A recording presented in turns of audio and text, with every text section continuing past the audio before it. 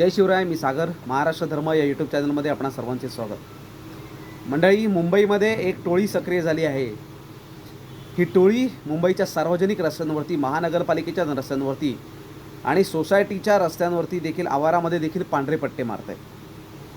मंडळी, हे काम जैन समाजाच्या काही मुलींकडून केलं जात आहे. हे अत्यंत दुर्दैवी आहे. आपण पाहतोय की एवढी वर्षानुवर्ष जैन समाज हा मुंबईमध्ये आणि महाराष्ट्रामध्ये राहतोय, परंतु असले प्रकार कधीही झाले नव्हते जे आज होत आहेत. काही कारण नसताना बिंडोकपणाचं हे संपूर्ण लक्षण आहे. का म्हणून तुम्ही हे पांढरे पट्टे मारताय? की महानगरपालिकेची कोणती परवानगी न घेता तुम्ही सोसायट्यांमध्ये, रस्त्यांमध्ये तुम्ही पांढरे पट्टे मारताय? ह्याच्यातून काय साध्य करू पाहत आहे? पहिलं प्रकरण विद्याविहार इथे झालं आणि तिथे तो पांढरा पट्टा मारलेला तो रंग आपण काढून टाकला महानगरपालिकेने. आणि त्याच्यानंतर पुन्हा दादरमध्ये झालं, त्याच्यानंतर गिरगावमध्ये झालं. हा काय प्रकार चालू आहे? जर ह्या गोष्टीला जर विरोध होतोय, महानगरपालिका जर ते पट्टे काढून टाकत असेल, तरी देखील ही हिंमत होते यांची की पुन्हा तुम्ही वेगवेगळ्या भागामध्ये पट्टे मारताय. आणि याच्या विरोधामध्ये गिरगावला जे पट्टे मारले आणि तिथे महाराष्ट्र नवनिर्माण सेनेच्या मुलांनी ते पट्टे काढून टाकले तिथून, म्हणून त्यांच्यावरती गुन्हा दाखल झाला काल. हे काय चालू आहे? त्यांनी पट्टे मारले, त्यांच्यावरती कारवाई झाली पाहिजे. ज्या मनसेच्या मुलांनी ते जे पट्टे काढून टाकले त्यांच्यावरती जर गुन्हे दाखल होत असतील तर हे काय प्रकारचं सरकार आहे? परवा पाहिलं, एक ज्येष्ठ जैन मुनी होते,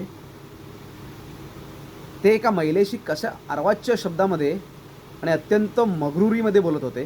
खाली ठेवा द्या, बोला काय खाली ठेवा म्हणजे असं कसं ते एक्झाम रस्त्यावर ते आता पाणी फेकायला आले, महापालिकेच्या रस्त्यावर पाणी चालतं का असं विचारायचं. तमाशा तुम्ही चालू केलाय आणि आम्हाला आवाज उठवायला लागलाय.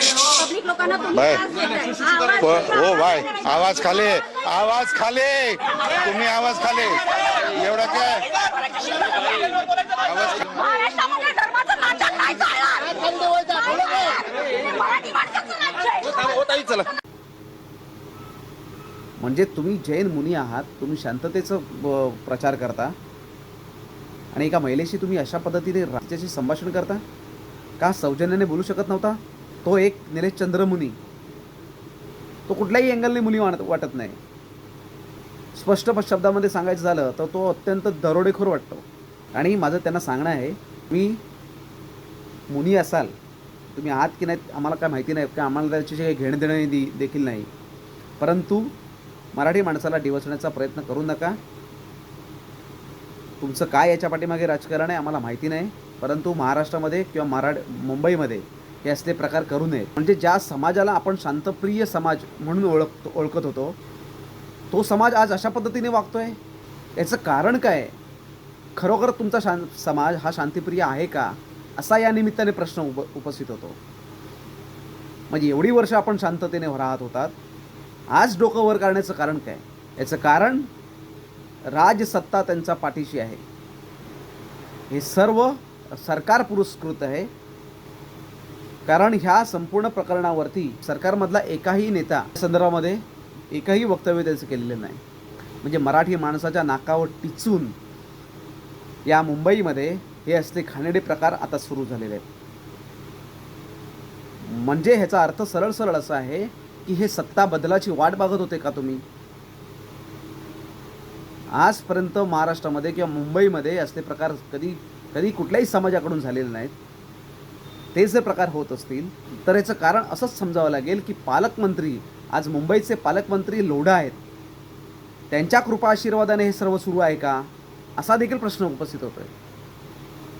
आणि माझं तर म्हणणं आहे की त्यांच्याच कृपा आशीर्वादाने हे सर्व सुरू आहे. नाही तर आजपर्यंत अशी कोणाची हिंमत झाली नव्हती. आजच का होते? कोणतरी जैन मुनी उठतोय, महाराणी ताराबाई यांचा अपमान करतोय, कोणतरी बांगड्या भरल्या नाही हातामध्ये अशा प्रकारची भाषा करतोय. म्हणजे समाजामध्ये तेढ निर्माण करण्याचं काम ह्याही समाजासारखा समाज करत असेल. परंतु दुर्दैव या महाराष्ट्राचं, दुर्दैव मराठी माणसाचं आहे की आपण आपली मुंबई राखली नाही. मंडळी, एक व्यक्ती असा आहे जो अखंड 20 वर्ष या मराठी माणसाला, मुंबईतल्या मराठी माणसाला, महाराष्ट्राच्या मराठी माणसाला सावध करण्याचं काम करत आहेत. ते व्यक्ती म्हणजे सन्माननीय राज ठाकरे. गेली 20 वर्ष आपल्यावरची जे काय प्रकारचं संकट आहे, या मुंबईवरती काय प्रकारचं संकट आहे, हे संपूर्णपणे छाती ठोकपणे जीवाच्या आकांताने सांगतोय, परंतु आपण त्यांचा कधी विचार गांभीर्याने केला नाही. आणि म्हणून हे दिवस आपल्याला आज पाहावे लागत आहेत.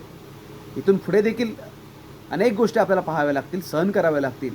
महानगरपालिकेचे रस्ते आहेत ते तुमची खाजगी मालमत्ता आहे का? हे असे प्रकार या महाराष्ट्रामध्ये, मुंबईमध्ये सहन केले जाणार नाहीत.